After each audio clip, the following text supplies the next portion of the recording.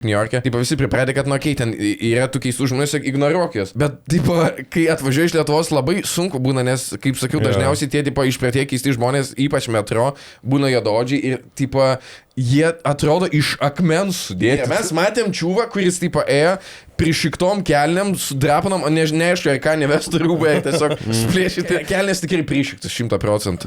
Čiūvas ėjo per metro, jis ant tų pažiūrė jo rankas, atrodo kaip Dovydo, skulptūra, pizda. Tu, tipo, nenori kreipti dėmesį ne tik dėl to, kad, tipo, jie ten peisę pinigų paprašys, tu beje, nuplėš galvą tau. Buvo vienas vyras su Girmaliai miestą varėm, buvo čiuvakas, kuris stovėjo galėti po vagono ir jis tiesiog, tipo, žiūrėti mane ir rėk, kažką, tipo, jutinki, taf, kažką. Tau taip sakė?